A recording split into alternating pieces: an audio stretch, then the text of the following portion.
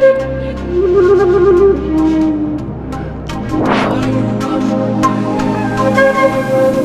my queens and kings. Welcome to Pharaoh Tarot. I'm Butterfly Williams, and I'll be serving up a moonwave reading for the Lionsgate portal and the waxing moon in Scorpio. Woohoo! Welcome, welcome, welcome. What we do here at Pharaoh Tarot is channel ancestral wisdom for contemporary times through tarot and oracle card readings. Please like, share, subscribe, and comment. It really helps out the channel. The real magic happens in the personal readings, and if you'd like one of those, please check out your options below and drop me an email. I'd love to do a personal reading for you. All right, let's get going. Hello, my queens and kings. Welcome to the moonwave reading for the Lionsgate portal and the waxing moon in Scorpio. It's a very interesting read with lots of hope that there's light at the end of the tunnel. The overall energy is the Three of Pentacles. This is an energy of teamwork, especially as it relates to what's going down at the office or any other place of work. This is about coming together with others for a productive purpose. Apparently, there is a lot of anxiety related to work and all the politics associated with it. People are staying up late at night, wondering and worrying about everything that needs to get done and how it's going to get done and what you have to put up with in order to achieve what you need to achieve. There's so much worry that people are thinking of moving on. They want mental relief from the hell of the past, and they desperately want to move towards sanctuary and peace of mind. And it's looking like they are likely not only to get peace of mind, but also to actually feel a sense of victory. It's looking like the community is going to recognize the great long journey and the battle that went on in the past, and they're going to recognize that you have achieved a victory in regards to that battle. So you can count on not only there being the ability to relax, but you can also count on being able to step into the spotlight and claim your just rewards. What's the overall advice? The world. There are many difficult challenges represented by the energies on the tray this moonwave cycle, but you should remember that there definitely is that light at the end of the tunnel.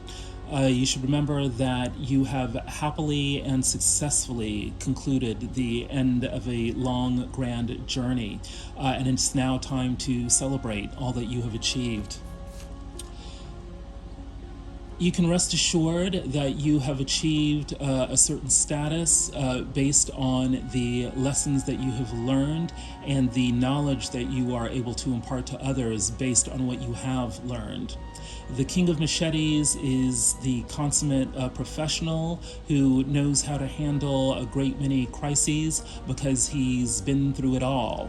And not only has he been through it all, he's thought about it all. And not only has he thought about it all, he has the ability to communicate to others, both through words and through silence, what should and shouldn't be done in order to apply one's intellect in an effective manner to the challenges of the day. One of the conclusions that the King of Machetes has come to is that it's no longer possible or appropriate to put up with the BS. A decision has been made that all of the emotional time and energy that has been put into a certain situation is no longer worth it, and it is time to move on. And what would the King of Machetes be looking for? Give and take. A balance in terms of exchanging support, especially if it's of a financial kind, especially if it relates to, work and abundance. So what's being sought here is an equal give and take between you and the other parties involved. And once you achieve that, you will have definitely closed out the cycle, and you'll be able to sit back and relax and appreciate all that you have endured and all that you have become as a result of it. Time to go out and dance. What's at the heart of the situation? Heartbreak, the Three of Swords. This is a very, very serious situation which has created a great deal of turmoil in one's mind and one's heart. There's a sense here of, being reduced to nothing, or of, people having attempted to reduce you to nothing. And it's something that you haven't quite been able to shake just yet. In fact, you're still waiting for a true and deep healing to arrive. You're still waiting for support to arrive. You're still waiting for that next situation to arrive that takes you above and beyond the heartbreak of the past. But it looks like that help that you are seeking, that relief that you are seeking, is definitely on the way, because we have the fish on top of the situation here. All throughout this reading, you get both the trials and the tribulations, but then you also get the relief and the reward. So, as you listen to the rest of this reading, always keep in mind that no matter how dark or how bad it gets, help is on the way. And good karma will kick in, and you will get your just rewards. The fish is not only about going with the flow, it's about going with the flow of abundance, of being able to tap into the resources not only within yourself, but also those that belong to others, because you're going to all act as a school of fish that is aligned and moving in one direction towards greater prosperity and abundance. So the relief that you're getting is not only emotional, it's also going to be material and quite likely financial. I should emphasize that, fish are social animals, and so things having to do with group efforts are going to be very important. That's reflects the Three of Pentacles overall energy. In the upper world of the situation is the Four of Swords. So there's a pressure here to take some time out to contemplate, meditate, really think deeply about one's purpose and the purposes of others in the situation. Getting your sleep is highly advised, so sleep hygiene and paying attention to that is something especially important to do in this moment. But when we're talking about rest and relaxation, we're not talking about doing nothing.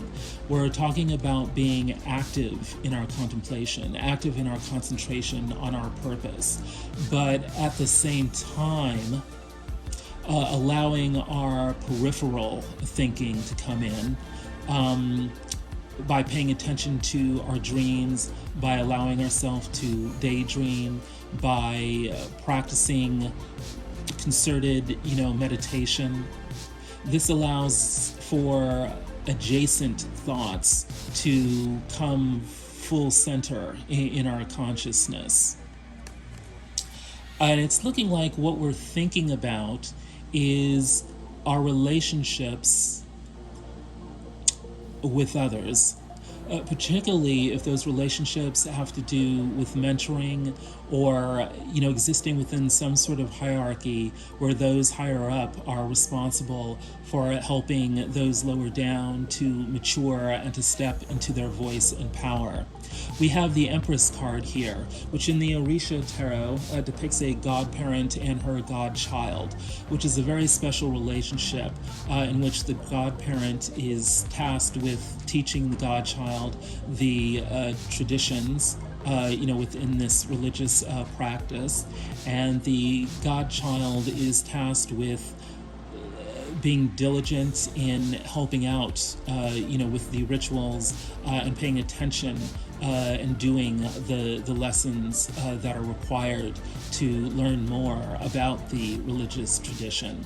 So, what we are thinking here is about how to pass on knowledge, from one generation to the next, and how to make sure that we are preserving the integrity of the rituals and the thinking that is necessary to maintain the tradition. The Adinkra symbol in the upper world of the situation is Neo Paiseo Obedidi Hini, he who wants to be king. He who wants to be king must first learn to serve. So this means adopting a humble stance of servant leadership, that if one wants to exercise power, one must humble oneself to actually learn what is actually required, which is best learned by following for a while. That way one figures out what is truly required of a leader.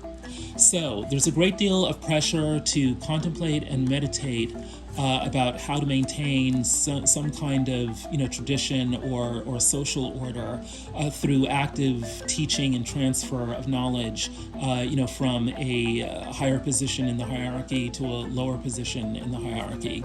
And there's definitely an emphasis on leadership and leadership development. So a lot of the, heartbreak, a lot of the standing around and waiting, this focus on, abundance in a social context, it's all about leadership development and the need for that. What's in the motivation? Judgment. This is about leveling up, but leveling up in a spiritual sense. Now, at the most basic level, it really could just be about pure, straight-up judgment of, needing to make a call as to whether or not something was done properly, and if not, what the punishment should be, or if so, what the reward should be. But this is more directly related to matters of the spirit and elevating oneself, or on the other hand, perhaps earning some spiritual demerits if things have not been done properly. But it's about moving from a debased condition to an exalted condition through opening up one's heart and training one's mind to elevate not only oneself, but others. Judgment can also point towards a past situation that is now being revived for good or for ill. Judgment implies, review, having to think over, some past situation in order to make a call on it, about it. But there can also be a sense of celebration, of deep relief, of expressing, deep gratitude for the powers that be, especially if they are of a divine nature, because one either is experiencing or has the potential to experience deliverance. And the matter here gets more complicated by the Prince of Swords, which is the Knight of Swords in the Journey to Egypt tarot. This depicts a young Ptolemy XIII who is presenting the head of Pompeii to Julius Caesar. Ptolemy XIII was a young boy king. His sister was the famous Cleopatra of history. This young man thought that he would be impressing Julius Caesar in a favorable way by, killing Julius Caesar's most prominent, political enemy and delivering his head to him. But it actually had the exact opposite effect. So there is a warning here, especially in the context of judgment of a spiritual kind, that killing or harming the enemy of one's friend is not necessarily going to do the trick of solidifying, an alliance between you and that other person, and it may backfire in terms of raising your status in that person's eyes. So the motivation of the situation is very much a tricky social calculus about how engaging in certain kinds of social trickery, will affect the social equation. Gradual progress. This card has a depiction of a human larynx, the throat box, both open and shut. This card speaks about the unseen processes that proceed and are required for one to bring words into speech. The ancient Egyptians believed that all speech, was an incantation of sorts that led to manifestation. So the motivation here is very much tied up with matters of talking, communication, gossip, especially as they relate to problematic social actions that lead to judgment of some sort and affect one's spiritual progress, that affect one's ability to elevate oneself. What's going on with you directly? The Two of Swords, indecision, stagnation, not having enough information to, move forward properly, feeling like one is blindfolded. And the plot thickens with number 20, Dem Bones, which in the Hoodoo Tarot is judgment. It depicts a person consulting a bones reader to find out what's really going on, with her situation. So the implication here is that you're seeking information that allows you to make, a proper judgment that will get you out of this intellectual bind that you're in. It's definitely very interesting that judgment has, come up twice out on the tray. At this point, there's definitely this air of judgment being passed, either upon you or, you judging, others. So there's a great deal of attention needs to be paid to anything like that. You need a digital detox. Limit your screen time. You could be finding out shocking information from, your cell phone or your computer. That information could, break through the, the mental logjam that you are experiencing. But, there's also, a good chance that you could be finding out this information from your spiritual guides and advisors. What is in your upper world? Yes, the Ten of Swords, backstabbing and betrayal, and the ancestors are telling me it's definitely, about that. There's some, group of people who, are trying to do you in, or perhaps you are a part of a group of people who's trying to do someone else in. The 10 usually it signifies that the situation is at an end, but the ancestors are telling me that this process is actually, ongoing. But the power of 10 still applies here, because whatever this group action is, it is going to come to an end within the moon wave cycle. This probably has to do with some sort of relationship situation, because we have the Two of Cups here. It may have been that some sort of relationship betrayal blew up into this larger, kind of group scandal situation. It doesn't have to be love. It certainly could be work, with all the pentacle energy that we've had out on the tray so far. There could be something here about the politics of being in a relationship, the politics of communication, the politics even of, sexuality. These are cups, so we're talking about the emotions, so the situation could be emotionally charged. It could be that a mountain was made out of a molehill, between two people, and that led to a much larger social conflict. Then we have Nut, the ancient Egyptian goddess of the sky. Nit is the ancient Egyptian goddess of the sky. She was separated from the earth god Geb in order that humanity could populate the earth and live there. She gave birth to the gods Osiris, Isis, Nephthys, Set, and Thoth. So there's definitely a sense here of divine empowerment. But there's also a sense of time, because it took time to give birth to all the gods. It took eons for them to be birthed into human consciousness. So there's a sense here that as much as we may yearn to resolve the betrayals of the past and,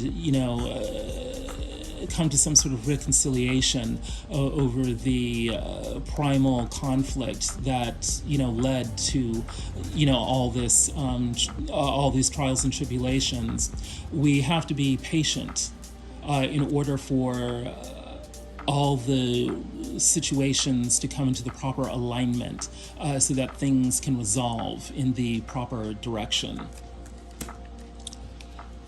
In the motivation, yes, we've got the Five of Wands, so we definitely know that this is about social competition. But you are willing, raring, and able to be, out there, doing battle to protect your interests. And it's looking like you may be in a position to actually give a tower, as well as, being forced to respond to those that are given to you. We have the Tower card here, rather lusciously depicted here in the Dust to Onyx tarot. There's a sense of gambling, adventure, danger, beauty, risk, but also reward in regards to, all the social competition that is going on here. People are out on the battlefield because they sense that there's something great, many rewards to be won by doing so. And your power animal is the Pandolin, which represents boundaries. Don't hide from your emotions. Dig deep and discover your true inner self. Protect yourself with healthy boundaries. Right. So you need to be mindful to protect yourself, even as you're out there doing what you need to do in order to compete with other people. What's going on with the other? And let's remember that the other could be how you perceive them, but it could also be about how they perceive you. What's going on with the other? Death. There is an absolute imperative here that whatever went down in the past now come to a complete and total end. This kind of reinforces the world energy. The world, in one sense, is sort of the happy version of the death card, because it does signify a end to a situation. The world emphasizes the celebration aspect of coming to the end, whereas the death card is a bit more of the grittier aspect of what it means to finally and totally let go of a situation. So it could call for a bit of mourning, and yet it's likely that everyone involved, in the situation is exhausted of it. So people are more than happy and maybe experiencing relief, especially given the Six of Swords energy and the overall energy. Death could be a very happy thing in this circumstance. And we know that it's related to the social bigotry that has gone on, because we have the Five of Sticks here. Again, we see a teenager off to one side as four of her friends, gossip about her in the background. So it's looking like, whatever people are talking about is finally going to meet its end. And what's requiring that, what is driving that situation to its end, is the higher self. No matter how dark or muddy your path may be, trust the guidance of your higher self. There's an absolute demand here, within the other, for spiritual development, elevation, leveling up in such a way that one gains the peace of mind that one has desperately sought, for a long time. And it's looking like the other is going to get that, because there's three extremely positive cards in their upper world. They've got the Sun. This is the happiest card in the deck, complete and total fulfillment in terms of one's life purpose and one's ultimate happiness. The Sun card is often depicted with the child on a horse. This is about your inner child being set to roam wild and free. So there's a delicious satisfaction that the other is under pressure to experience. And there's a social aspect to this as well, because we have the Three of Cups clarifying the Sun. So this is an atmosphere of reunion, of friendship, of celebration. So, we're not only going to be happy for ourselves, we're going to be happy with others and for others. And this is deeply connected to one's power of vision. We have Ta here, the new Aeon, imagination, visionary prophet. The Ta is a figure who is responsible for initiating a new golden age. It's about being able to speak one's vision that is coming from the heart, and that is able to inspire others to work together to manifest that vision for the greater good of all. So, we're not only talking individual happiness, we're talking social happiness, and we're talking about what's driving that social happiness is a vision of the greater good. What's in the motivation? Temperance. There's a recognition here of the need to be patient, to calmly sift through all the options, to trade back and forth between opposites in a way to promote reconciliation and mutual understanding, to harmonize competing, opposing, warring elements. And there's a sense of having, not only a vision, but an understanding of how the elements of the earth, of the material plane, of the emotional plane, of the mental plane, all work together to create magical results. And there's a great deal of passion behind all this, because we have the Ace of Staffs, or the Ace of Wand, which is very sort of magically depicted in the Desta Onyx painting here. I've just started watching The Sandman, which is a great new series out on Netflix, based on the comic by Neil Gaiman. And it's really interesting because the way the Ace of Staffs is depicted here reminds me of the Helm, which is that strange, helmet that's a combination of a gas mask and skeleton that the Sandman wears, the Lord of Dreams wears. So there's something here about one's dreaming, motivating and allowing the other to sift through all the competing elements in order to harmonize them. And again, the reason they're motivated to do that is for reasons of plenty. A trifle grows where nothing else will sprout.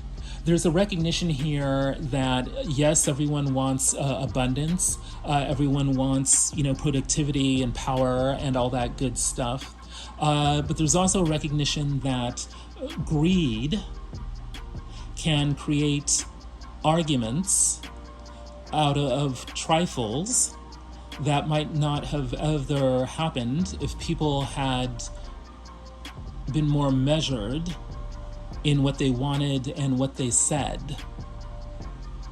So the politics of plenty, talking about it, experiencing it, the politics of passion, including perhaps direct elements of sexuality, are informing this angelic ability to get the reconciliation of opposites.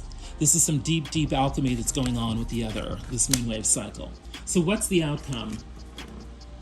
The Queen of Brooms. You or someone else is coming out of this situation smelling like a rose. A war will have been fought, but a victory will have been won. And this person is going to be feeling like $1,000,000, looking like $1,000,000, and acting like $1,000,000.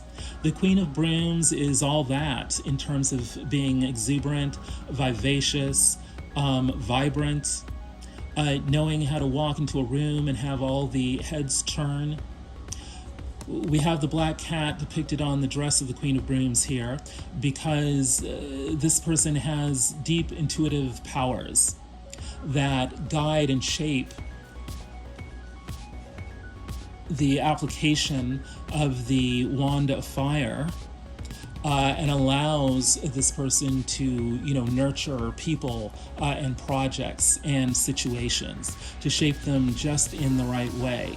This Queen of Brooms is sitting there, cool as a cucumber, and yet the passion is smoldering, deep within her heart. And she has this very knowing look on her face, like she knows that she's going to get what she wants. And part of what she wants is to, leave all the BS behind. The Eight of Cups, very interestingly depicted here, because in most Eight of Cups, the person is depicted actively walking away, whereas in this Eight of Cups, the person is already on the other side of the mountain. She has already left the building. She is already, speaking and communing with the moon. So she's really in a whole other different place. I mean, she's left all the BS far behind. And what was she seeking? Well, it's very clear in this depiction because the absence of the 9th cup and the 10th cup are very conspicuous here. So she's only thinking about, her individual success and then the greater well-being and emotional fulfillment of the entire community. She is keeping her eyes on the prize, so to speak. And, she is no longer even minutely concerned with the stuff that went on in the past. She is healing herself. Get well soon. There is a recognition here that one needs to recover from whatever went down in the past, and that one needs to take care of herself. So perhaps a cup of tea is called for. And bright yellow sunshiny flowers. So we're nurturing the solar plexus chakra here. What's in the upper world of the outcome? The Page of Machetes. Finding out that choice piece of information. This echoes what was going on in your middle world with the Two of Swords, not having the information you need, but also dim bones, consulting your spiritual readers to reveal that shocking piece of information. The outcome is dependent upon finding out some choice piece of information that leads to your happiness, because we have the sun here. Here it's depicted as a priest, in ceremonial ritual, with her followers there.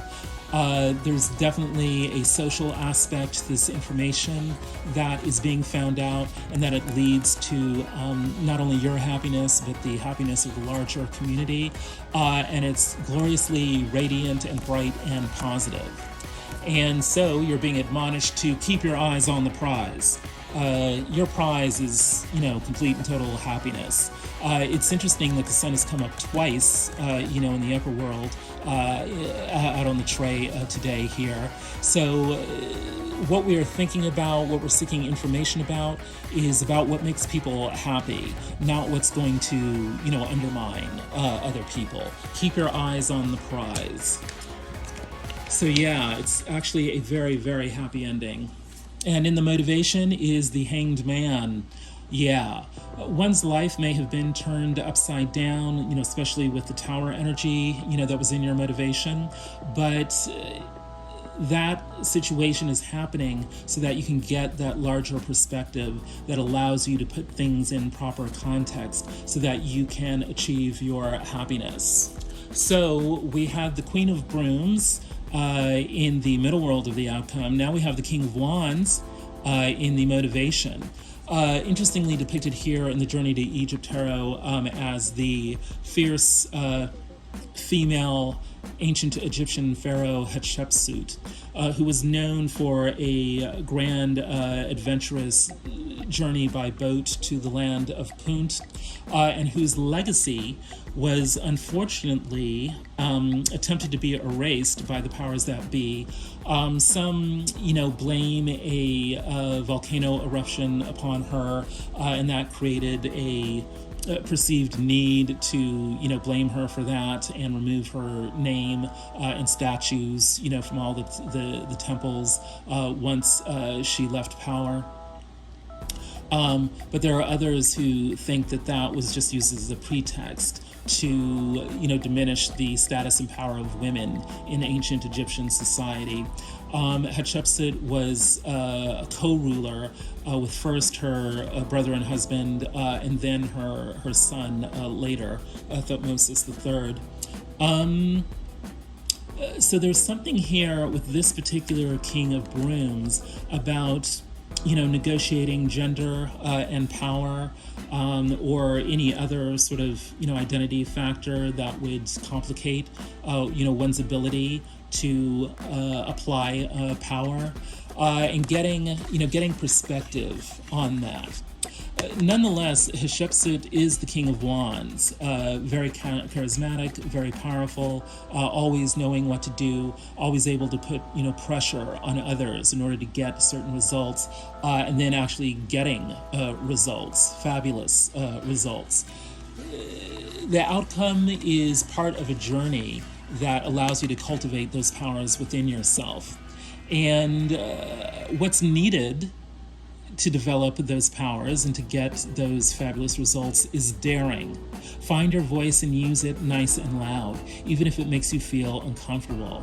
If you don't use it now, nothing will change. Wow, what a powerful journey. Let's sum it up this way, my queens and kings. This moonwave cycle is all about, teamwork. Working collectively, with others to get to a victory of some sort. And rest assured that victory is on its way. You are closing out a cycle, and not only are you closing it out, you're doing it very successfully. And the key quality that you need to maintain during this whole process is daring. Find your voice and use it nice and loud, even if it makes you feel uncomfortable. If you don't use it now, nothing will change. And things are definitely going to be changing for you. All right. Please like, share, subscribe, and comment. It really helps out the channel. The real magic happens in the personal readings, and if you'd like one of those, please check out your options below and drop me an email. I'd love to hear from you. The ancestors has spoken.